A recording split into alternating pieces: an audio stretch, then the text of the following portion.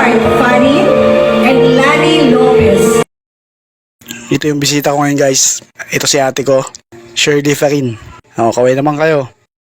At saka yung pinsan ko, ito si Marlon Farin.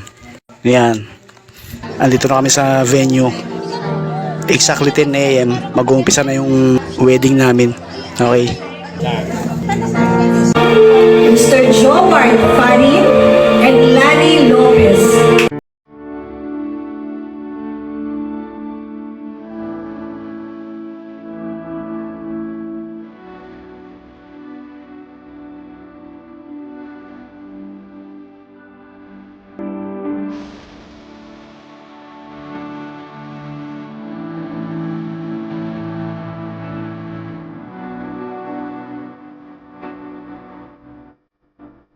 Pero kayo po ay patuloy na pinagsama ng Diyos sa pangalan ng Ama at Anak at Espiritu Santo.